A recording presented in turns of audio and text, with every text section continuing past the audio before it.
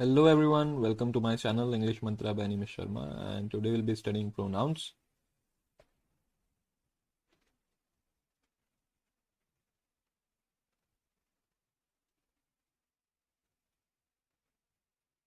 So the contents are basic of pronouns देखेंगे हम, उसके बाद कुछ practice questions करेंगे and then we'll see the explanation, logical explanation कि ऐसा क्यों हो रहा है या क्या रूल है उसके पीछे.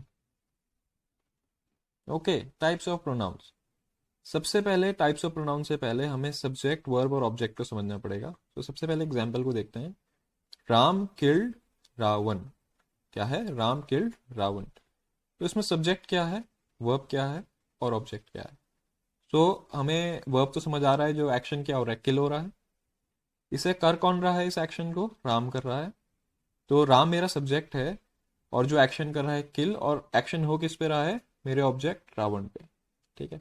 तो आपको ध्यान ये रखना है कि हमेशा जो सब्जेक्ट है वो कोई ना कोई वर्ब या एक्शन कर रहा होगा, और वो एक्शन होगा किस पे, किसी न किसी ऑब्जेक्ट पे.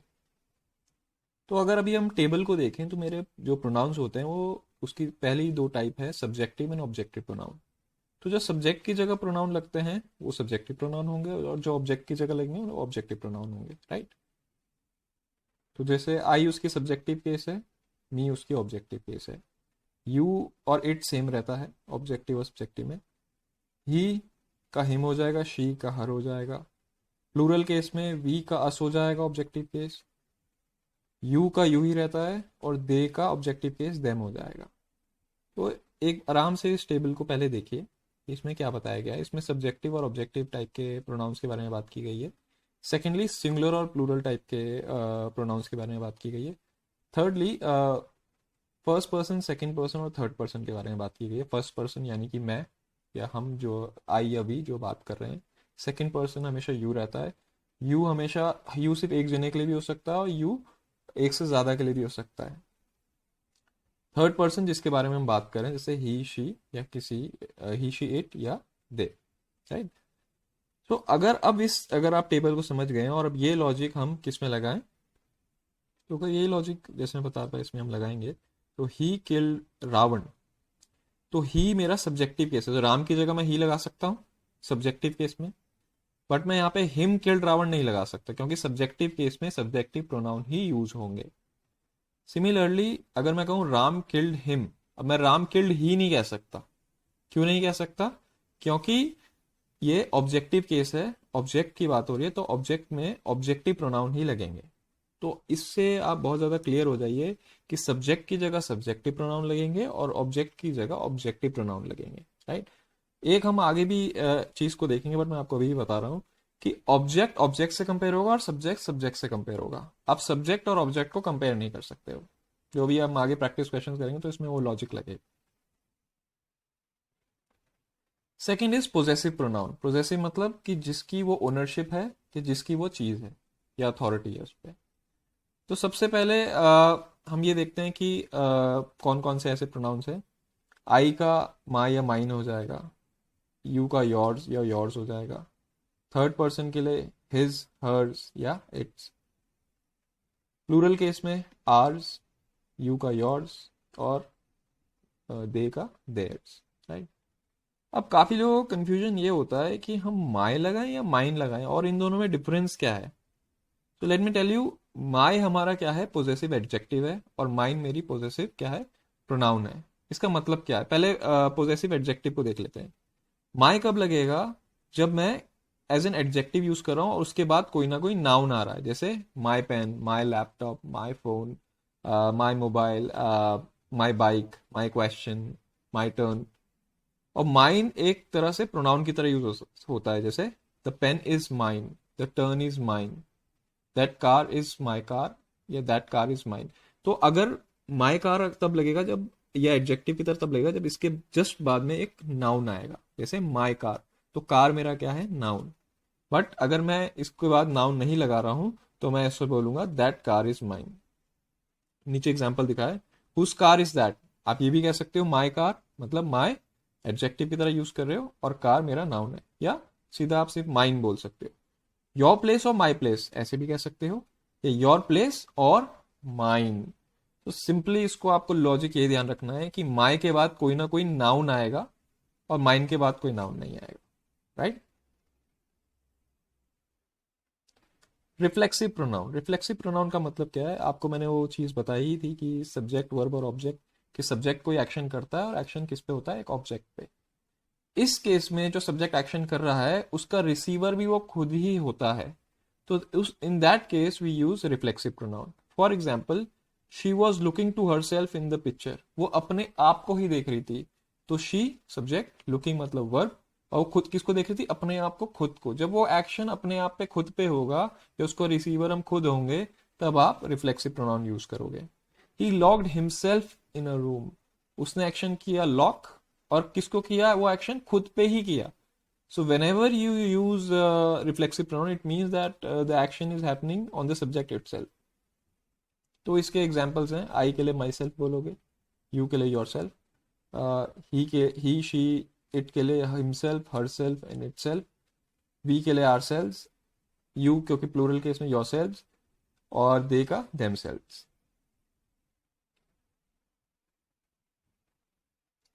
Demonstrative pronoun, that, this, those and these, ठीक है। इसमें हमें क्या देखना है, अगर शॉर्ट डिस्टेंस या शॉर्ट टाइम की हम बात कर रहे हैं तो हम दिस बोलेंगे, जैसे, और कोई दूर की चीज हो रही होगी तो उसके लिए हम दैट बोलेंगे। वैसे ही दीज एंड दोज।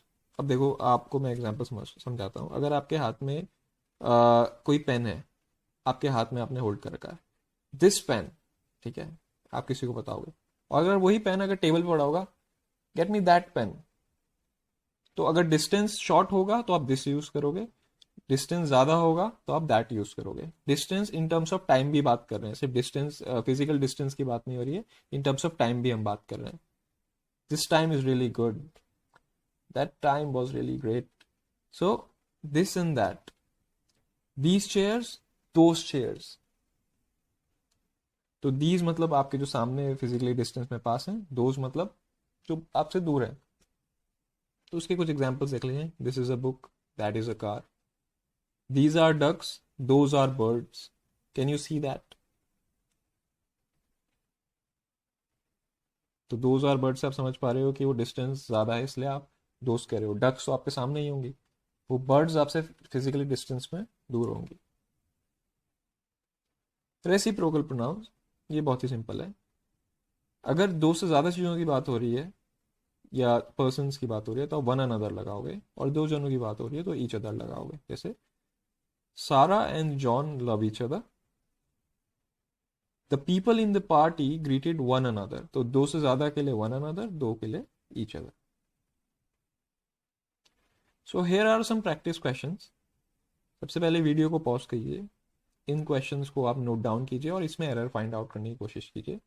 एज हमने नाउंस में भी देखा था कि दो स्लाइड्स हैं, मैं आपको ज़्यादा से ज़्यादा क्वेश्चंस कराने की कोशिश कर रहा हूँ और उनके पीछे लॉजिक बताना चाह रहा हूँ, क्योंकि हम एक एडवांस एरर टेक्निक फॉलो कर रहे हैं कि आप एरर करेंगे, मैं उसके पीछे आपको लॉजिक बताऊंगा, और आप उस लॉजिक को ध्यान रखेंगे और गलती नहीं करेंगे, क्योंकि हमारा अल्टीमेट ऑब्जेक्टिव क्या है, कि हम गलती ना करें। अब एक तरीका यह है कि हम पहले रूल याद करें और फिर हम इसमें प्रैक्टिस क्वेश्चन करें, दूसरा तरीका है कि पहले एरर करें, उसके बाद हम लॉजिक देखें और उस गलती को हम रिपीट ना करें। सो इसको आप करिए।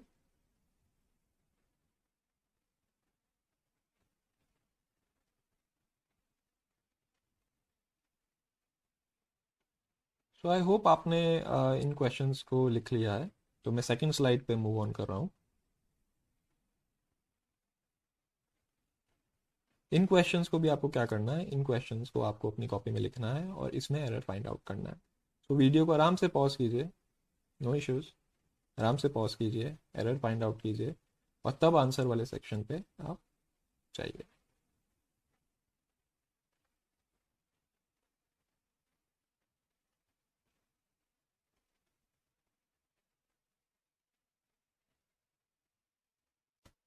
तो here are the answers. First का आंसर होगा you, he and I are partners. Singular case में 2 3 1 रूल लगेगा, मतलब second person, third person, first one का ऑर्डर होता है, फर्स्ट पर्सन का ऑर्डर होता है। सेकंड केस में we, you and they can purchase that complex, इसमें 1 2 3 रूल लगेगा, मतलब first person, second person and third person. ये अभी हम इन डेप्थ देखने वाले हैं आगे, logical explanation. The jury were divided in their opinions. हमने लास्ट टाइम नाउन्स में हमने करा था ना, कमिटी कलेक्टिव नाउन है, जब वो एक यूनिट की तरह होता है तो हम उसे सिंगुलर देखते हैं, बट अगर वो डिवाइडेड होता है तो हम उसे इंडिविजुअल की तरह ट्रीट करते हैं। इंडिविजुअल मतलब प्लूरल भी हो जाएगा वो फिर। सो जूरी वर्ड डिवाइडेड, वर्ड से पता चल रहा है कि इंडिविजुअल की तरह ट्रीट हो रहा है। इन देयर ओपिनियंस होगा, सिंगुलर नहीं होगा। Sita and Gita went to their school, क्योंकि सीता एंड गीता दो अलग जने हैं, प्लूरल है, तो प्लूरल प्रोनाउन यूज होगा। Suresh and his family, Suresh और उसी की family has completed his work, plural नहीं होगा, हैव नहीं होगा, हैज ही होगा। ईच और एवरी के साथ आप हमेशा क्या है, सिंगुलर प्रोनाउन ही यूज करेंगे। So each soldier and every sailor was in his place, her भी हो सकता है but his place. Each officer and each clerk has join his duty, her भी हो सकता है। Each of the students are ready to do his और her homework.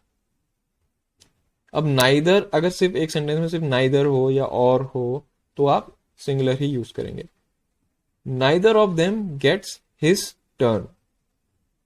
Ram और श्याम, राम या श्याम में से should deposit his dues, singular ही यूज होगा प्रोनाउन। अब जब पेयरिंग में आ जाता है नाइदर नॉर आइदर और, तब इस केस में सब्जेक्ट वर्ब अग्रीमेंट फॉलो होता है।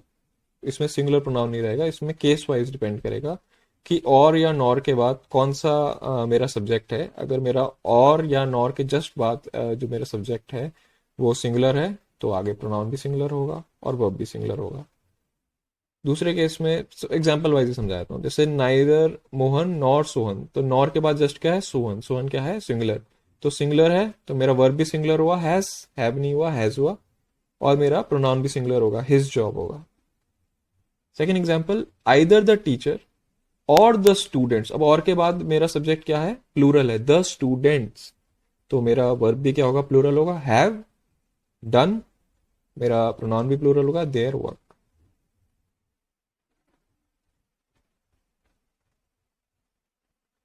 Neither he nor I am in the wrong, हमेशा हम क्या करेंगे, जो हमारा वर्ब होगा जो प्रोनाउन के हिसाब से होगा वही होगा। जैसे आई के साथ एम लगता है, यू के साथ आर लगता है, ही शी के साथ इज लगेगा। I am as intelligent as he, अब मैंने आपको एक चीज बताई थी कि सब्जेक्ट सब्जेक्ट से कंपेयर होता है और ऑब्जेक्ट ऑब्जेक्ट से। तो हिम क्या है, ऑब्जेक्टिव केस है प्रोनाउन की, तो और आई क्या है, सब्जेक्टिव केस, तो आई क्या होगा, सब्जेक्ट से ही कंपेयर होना चाहिए, तो हिम की सब्जेक्टिव केस क्या है, he. So I am as intelligent as he.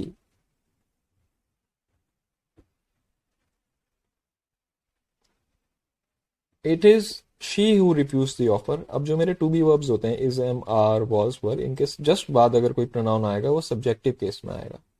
It is she who refuse the offer, it is I who saw her yesterday, it is he who is responsible, right. She hid in the room, अब यहाँ पे hide her self था। मैं reflexive pronoun तब use करता हूँ obviously जब action का रिसीवर वो सब्जेक्ट खुद होता है तब, बट जब मैं एम्फेसाइज करना चाह रहा हूँ तो she hid herself in the room, तो इसमें एम्फेसिस करने वाली बात तो कुछ नहीं है। एम्फेसिस में तब करता कि वो तब छुपी होती जब उसके घर में चोर आ जाते। She hid herself in the room when the robbers broke into her house, तब ये सही है क्योंकि मैं एम्फेसाइज करना चाह रहा हूँ। बट नॉर्मली वो छुपी है तो इसमें रिफ्लेक्सिव प्रोनाउन हम डिलीट कर देंगे। She hid in the room सही तरीका है।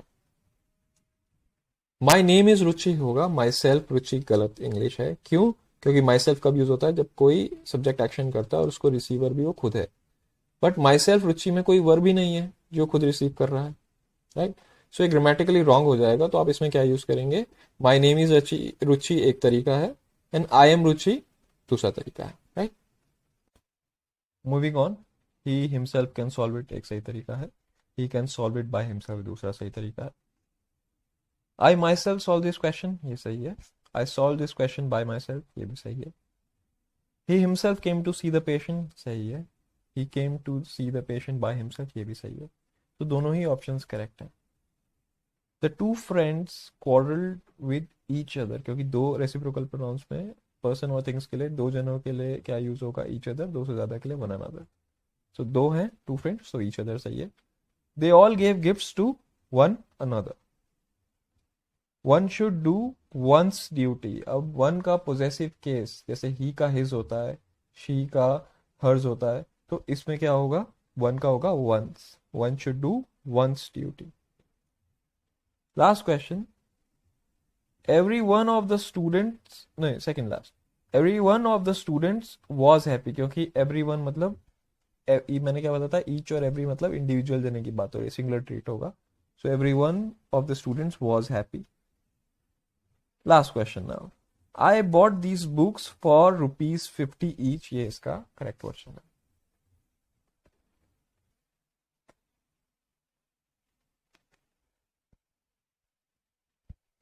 जैसे मैंने आपको बताया था कि हमारे पहले फर्स्ट 2 क्वेश्चंस थे कि उसमें 2-3-1 और 1-2-3 वाला रूल था, वो क्या है उसको देख लेते हैं. जब हम सिंगुलर पर्सनल प्रोनाउंस यूज करते हैं, मतलब आई, ही, यू, ठीक है, तो इसमें क्या होगा कि इसमें ऑर्डर 2-3-1 फॉलो होगा, मतलब second person, third person and first person. So पहला एग्जांपल देखते हैं. आई मतलब फर्स्ट पर्सन, ही मतलब थर्ड पर्सन, यू मतलब सेकंड पर्सन. तो ये ऑर्डर गलत है, इसको हमें 2-3-1 फॉर्मेट में लाना है. तो यू, ही एंड आई मतलब second person, third person and first person are to finish it. अब एक चीज ये है कि ये 2-3-1 वाला रूल 1-2-3 बन जाता है अगर सिंगुलर वाले केस में भी, अगर उसमें कोई गिल्ट या सिन हो. For example, I, you and he have committed the sin, ये सही है. अगर कोई गिल्ट या क्राइम या कोई सिन अगर इसमें आ जाए तो आप क्या यूज करोगे, इसे 2-3-1 को 1-2-3 बना दोगे सिंगुलर के केस में. अब प्लूरल पर्सनल प्रोनाउंस के केस में देखते हैं. इसमें रूल 1-2-3 फॉलो होता है. We, you and they will submit our reports today. We मतलब फर्स्ट पर्सन, यू मतलब सेकंड पर्सन, दे मतलब थर्ड पर्सन. सो यही ऑर्डर फॉलो होगा 1-2-3 का. We, you and they will submit our reports today. So इसका conclusion क्या है, वैसे सिंगुलर प्रोनाउंस क्या करते हैं, 2-3-1 रूल फॉलो करते हैं, बट 2-3-1 1-2-3 बन जाएगा जब कोई क्राइम, गिल्ट या कोई सिन हो. प्लूरल जो प्रोनाउन होते हैं 1-2-3 रूल ही फॉलो करते हैं, फर्स्ट पर्सन, सेकंड पर्सन और थर्ड पर्सन वाला. ये मैंने आपको पहले ही बताया था, मैंने जब आपको एक्सप्लेनेशन दे रहा था कि मेरा जो ऑब्जेक्ट है ऑब्जेक्ट से कंपेयर होगा और सब्जेक्ट सब्जेक्ट से कंपेयर होगा. तो इस केस में आई मेरा सब्जेक्ट है, तो इसमें सब्जेक्ट से ही कंपेयर होगा. I am as intelligent as he होगा, हिम नहीं होगा. सो दूसरा एग्जाम्पल नीचे दे रखा है, he is better than me नहीं होगा, he is better than I. Second case में क्योंकि ऊपर सब्जेक्ट से कंपेयर हुए हैं तो नीचे मैंने आपको ऑब्जेक्ट्स कंपेयर करके भी दिखा है. आई रिस्पेक्ट यू, यू, आई मतलब सब्जेक्ट है, रिस्पेक्ट मतलब वर्ब है, तो यू इसमें क्या होगा, मेरा ऑब्जेक्ट हो गया. तो ऑब्जेक्ट ऑब्जेक्ट से ही कंपेयर होगा. I respect you more than him, क्योंकि यू जो है मेरा ऑब्जेक्टिव केस है और ऑब्जेक्ट ऑब्जेक्ट से ही कंपेयर होगा.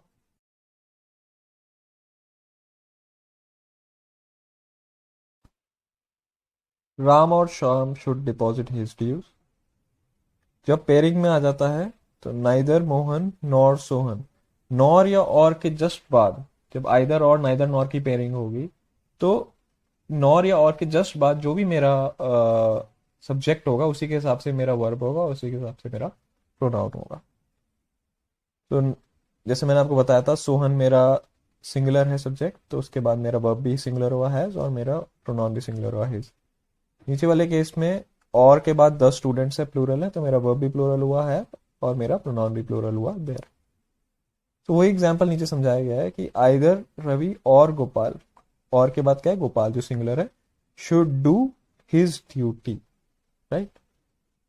अब नीचे वाले उसमें जब मेरा ये प्लूरल हो और के बाद, सो आइदर द प्रिंसिपल और हिज टीचर्स, क्या है और के बाद क्या है, प्लूरल है, तो इसके बाद मेरा वर्ब क्या होगा, हैव अटेंडेड देयर ड्यूटी. मेरा प्रोनाउन भी प्लूरल ही होगा. तो सिंपली इसमें ज्यादा कंफ्यूजन की बात नहीं है. और या नॉर के जस्ट बाद आप देखना कि सब्जेक्ट क्या है.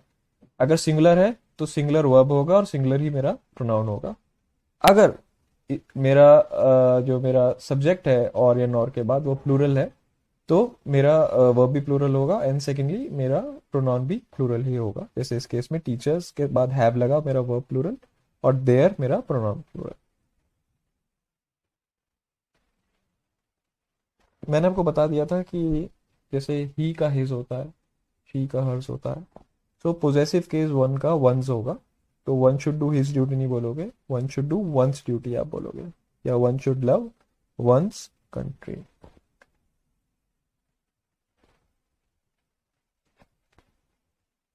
प्रोनाउन अपने वर्ब्स को ही फॉलो करेंगे, जैसे आई के साथ एम लगता है। So I who is your brother must trust you नहीं होगा, I who am your brother, क्योंकि आई के साथ प्रेजेंट टेंस में एम लगता है, ही शीट के साथ इज लगता है। You who is my friend नहीं होगा, यू के साथ प्रेजेंट टेंस में आर लगता है, तो you who are my friend. तो ये चीज आपको क्लियर होनी चाहिए। सेकेंडली जो मेरे टू बी वर्ब्स हैं, is am are was verb, इनके बाद जस्ट बाद, इनके क्या जस्ट बाद मैं subjective case of pronoun use करूंगा। It is I who saw her yesterday, it is he who is responsible. It was him नहीं होगा who met me, it was he who met me, right. Subjective case follow होगा, subjective pronouns follow होंगे। This is an additional thing. तो जो भी मेरे verbs हैं, hurt, cheat, frustrate, introduce, present, absent, satisfy, prepare, enjoy, avail of, so इनके just बाद क्या होगा, या तो कोई ऑब्जेक्ट होना चाहिए या क्या होना चाहिए, एक रिफ्लेक्सिव प्रोनाउन। अब एग्जांपल देख लेते हैं। आई इंट्रोड्यूस, मेरा वर्ब क्या है, introduce. I introduced her to the principal, तो हर क्या हो गया, ऑब्जेक्ट हो गया, तो या तो ऑब्जेक्ट होगा, या I introduced myself to the principal, तो माई सेल्फ रिफ्लेक्सिव प्रोनाउन है। तो इन वर्ब्स के जस्ट बाद या तो आप क्या करेंगे, एक ऑब्जेक्ट लगाएंगे, या आप क्या करेंगे, एक रिफ्लेक्सिव प्रोनाउन लगाएंगे। और एग्जांपल देख लेते हैं। ही इंजॉयड द पार्टी, तो इंजॉय के बाद द पार्टी, पार्टी मेरा ऑब्जेक्ट है, या ही enjoyed himself at the party, तो हिमसेल्फ क्या है, इसमें मेरा रिफ्लेक्सिव प्रोनाउन है, राइट। तो इसमें हमने सीखा क्या, कि जो भी ये मेरे वर्ब्स हैं इनको नोट डाउन कीजिए। इसके बाद ध्यान रखिए कि इसके बाद या तो कोई ना कोई ऑब्जेक्ट आएगा या कोई रिफ्लेक्सिव प्रोनाउन आएगा। जैसे लास्ट उसमें क्या आया, ही enjoyed himself at the party, तो हिमसेल्फ मेरा रिफ्लेक्सिव प्रोनाउन है, और उसके ऊपर वाले एग्जाम्पल में मेरा ऑब्जेक्ट था पार्टी। सो आप इसको ध्यान में रखेंगे, so it would be beneficial for you. So thank you very much, and I really appreciate your time. Thanks again, and stay tuned, be with us, and subscribe my channel. I don't say, but do subscribe my channel. Thank you. Bye bye.